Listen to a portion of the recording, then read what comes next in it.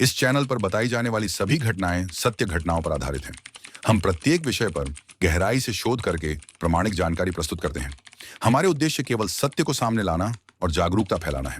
कृपया हमारे वीडियो को ज्ञानवर्धक दृष्टिकोण से देखें।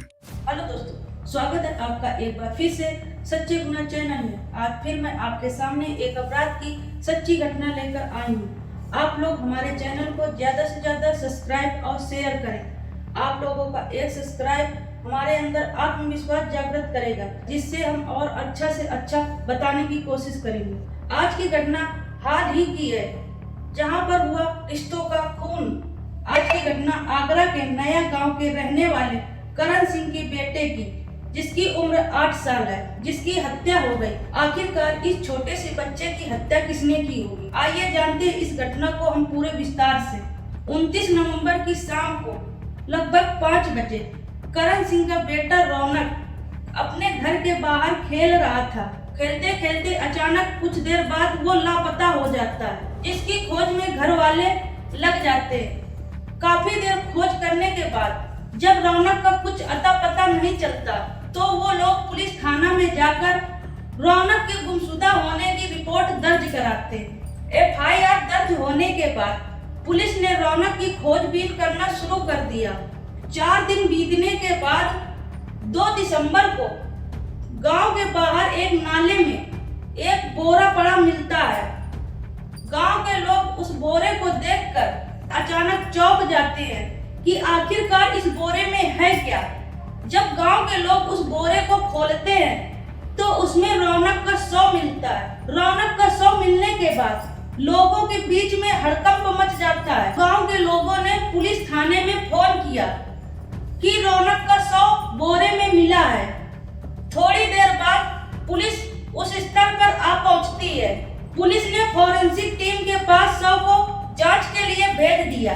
जांच से पता चला है कि बच्चे को पीट पीट कर और उसकी खोपड़ी को किसी दीवार में भेड़ कर मार मार के उसकी हत्या कर दी गई है। इसके बाद पुलिस ने कड़ी खोजबीन शुरू की तो ये पता चला कि रौनक के चाचा के घर की सीढ़ियों में और दीवार में कुछ खून की छींटे मिले, जिससे पुलिस को भानु के ऊपर शक हुआ। भानु पुलिस के शक के घेरे में आ गया और उसे पूछताछ के लिए पुलिस थाने पे ले आए। पुलिस ने जब भानु से कड़ी पूछताछ शुरू की तो भानु ने अपना अपराध कबूल किया कि रौनक की हत्या रौनक की माँ और मैंने मिलकर दोनों लोगों ने की है। उसने बताया कि रौनक की माँ यशोदा का संबंध मेरे साथ 5 साल से था। मेरा बड़ा भाई करण जो सूरत में रहता था। इसी बीच मेरा और मेरे भाभी का नजदीकियां एक दूसरे की तरफ बढ़ गई और हम लोगों के बीच में नाजायज संबंध स्थापित हो गया। एक दिन रौनक हम दोनों को आपत्तिजनक अवस्था में देख लेता है, तो हम लोग उसे देख के घबरा गए कि कहीं ये बात वो किसी से बता न दे। रौनक को बहलाने फुसलाने के लिए उसकी माँ उसे 10 रुपए देती है और बोलती है कि ये बात तुम अपने पापा को नहीं बताना। 10 रुपए लेने के बाद रौनक कहता है कि ये बात मैं पापा को जरूर बता दूंगा। रौनक की बात सुनकर हम लोगों को बहुत गुस्सा आ गया कि इतना समझाने के बाद भी रौनक कह रहा है कि मैं ये बात पापा को बता दूंगा। पहले हम दोनों ने मिलकर उसे चुप कराने की कोशिश की। जब वो नहीं माना, हम दोनों ने मिलकर उसे पीटा। पीटने के बाद उसका सर दीवार में भेड़ दिया, जिससे उसकी मृत्यु हो गई। मृत्यु होने के बाद उसका शव एक बोरे में भरकर छत की लकड़ियों के बीच में हमने रख दिया।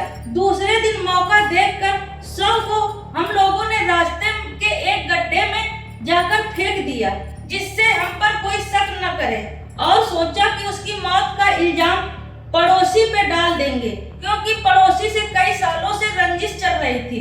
पड़ोसी ने रंजिश निकालने के लिए उसने रौनक की हत्या कर दी। ऐसा हम लोगों ने प्लान बनाया था।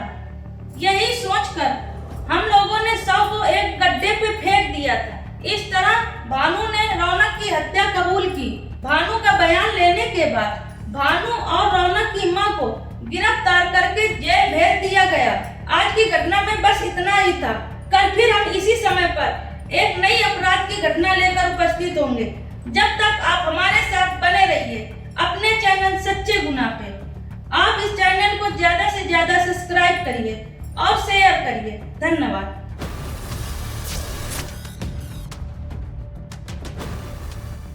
इस चैनल पर बताई जाने वाली सभी घटनाएं सत्य घटनाओं पर आधारित हैं। हम प्रत्येक विषय पर गहराई से शोध करके प्रामाणिक जानकारी प्रस्तुत करते हैं। हमारे उद्देश्य केवल सत्य को सामने लाना और जागरूकता फैलाना है। कृपया हमारे वीडियो को ज्ञानवर्धक दृष्टिकोण से देखें।